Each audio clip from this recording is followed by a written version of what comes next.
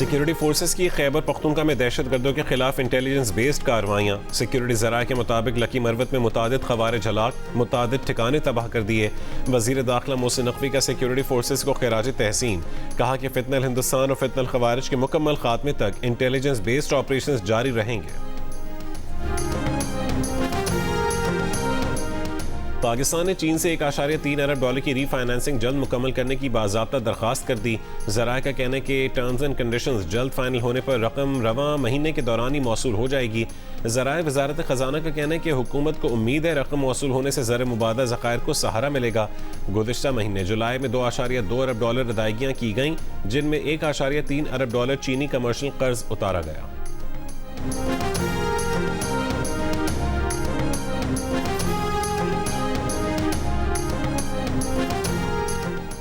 Hormuz अमरीका की शराइत पर दोबारा नहीं खुलेगी। ईरान अपने मौक़िफ़ पर कायम है।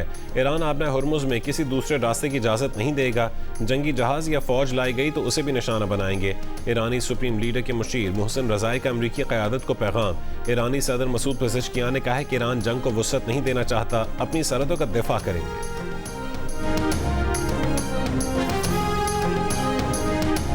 और आबना हुर्मुज़ कल मुकम्मल तौर पर खुल जाएगी। अमरीकी सदर ट्रंप का दावा। मुआहदे के लिए ईरान पर जोर, कहा कि एक अच्छे मुआहदे पर दस्तखत का आखिरी मौका है। ईरान डील पर रज़ामंद न हुआ तो उसे तबाही का सामना करना पड़ेगा। मुत्तहिदा अरब अमारात और कतर समेत दीगर ममालिक की दरख्वास्त पर ईरान से मुज़ाकरात जारी हैं। दहशतगर्दी के खिलाफ जान की कुर्बानी देने वाले पुलिस के शोहदा को सलाम। मुल्क भर में आज यौम शोहदाए पुलिस मनाया जा रहा है। सदर मुमलिकत आसिफ अली जरदारी ने कहा है कि पाकिस्तान पुलिस के बहादुर अफसरान और जवानों की अजीम कुर्बानियाँ पूरी कौम के लिए बाइस फ़ख्र और हर पाकिस्तानी के लिए काबिल एहतराम है।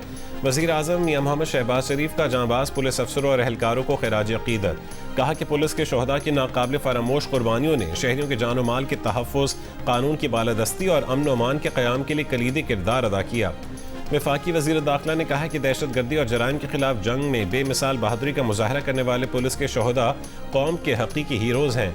वफाकी वज़ीर अमीर मकाम ने कहा है कि दहशतगर्दी के खिलाफ जंग हम सब की मुश्तरका जंग है, जिसके लिए पूरी कौम को मुत्तहद होना पड़ेगा। शरपसंद अनासर को हुकूमती रिट चैलेंज करने की इजाज़त नहीं देंगे। खैबर पख्तूनख्वा पुलिस की पेशेवराना महारत में इजाफे के लिए पाक फौज के ज़ेर एहतमाम खुसूसी ट्रेनिंग, पुलिस एहलकारों और कमांडोज को सिक्योरिटी की अमली मशक़ें करवाई गईं। क्लासेस में जदीद हथियारों के इस्तेमाल, हथियार संभालने और CQB की टेक्निक्स का अमली मुजाहिदा शामिल था। ट्रेनिंग का मकसद एहलकारों की दहशतगर्दी के खिलाफ कार्रवाइयों से निमटने के इस्तदाद को मज़ीद मजबूत बनाना था। ना तफ्तीश से मुतमईन है।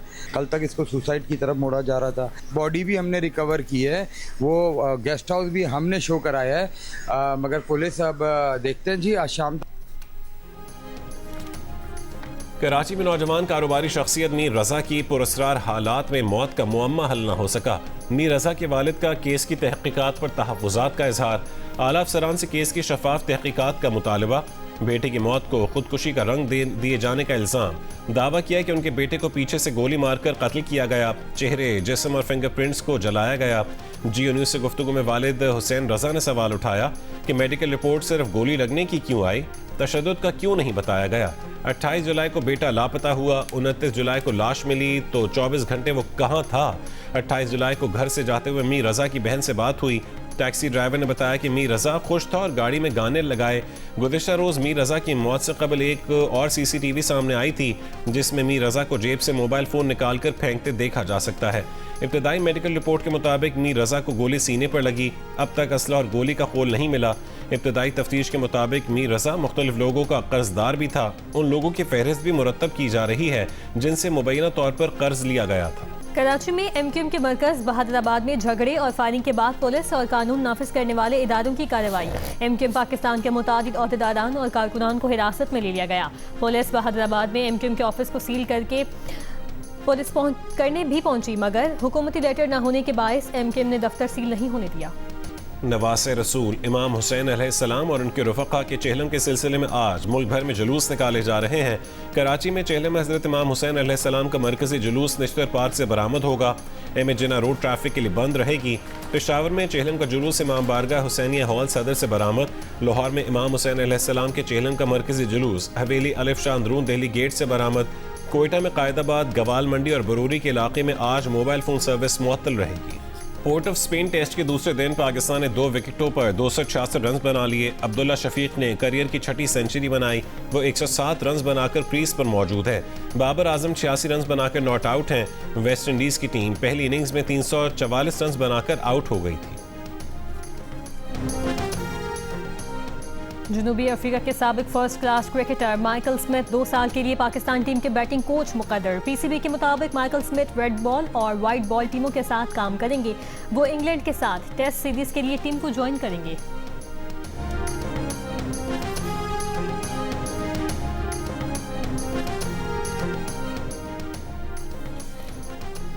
कॉमनवेल्थ गेम्स में ब्रॉन्ज मेडल जीतने वाली बॉक्सर फातिमा जहरा वतन वापस पहुंच गईं। लाहौर एयरपोर्ट पर शानदार इस्तकबाल। फातिमा जहरा का कहना था कि कॉमनवेल्थ गेम्स मेडल जीतने से एतमाद में इजाफा हुआ और आगे गोल्ड मेडल जीतने की कोशिश करेंगी। फातिमा कॉमनवेल्थ गेम्स में मेडल हासिल करने वाली पहली पाकिस्तानी खातून बॉक्सर है।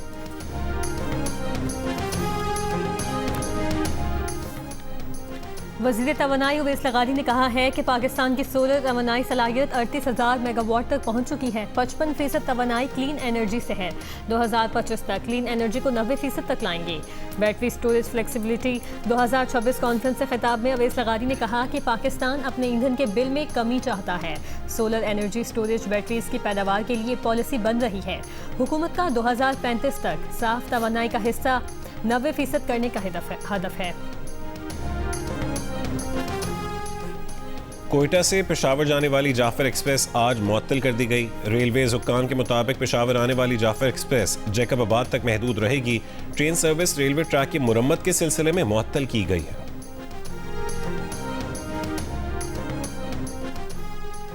कसूर में अपनी टांग पर गोली मारकर डकैती का ड्रामा रचाने के इल्जाम में नौजवान गिरफ्तार। नौजवान को असलहा फराहम करने के इल्जाम में उसके 3 दोस्त भी गिरफ्तार। पुलिस का कहना है नौजवान अदनान अपनी तनख्वाह घर देने के बजाय मोबाइल खरीदना चाहता था। इंसानी हमदर्दी की बुनियाद पर नौमौलूद अफगान बच्चे को पाकिस्तान में दाखिले की इजाज़त मिल गई। सरकारी हुकाम के मुताबिक जलालाबाद से ताल्लुक़ रखने वाला बीमार नौमौलूद इलाज के लिए वालिदैन के हमरा पाकिस्तान पहुँच गया। अफगान बच्चे को इलाज के लिए FC अस्पताल पेशावर मुंतकिल कर दिया गया।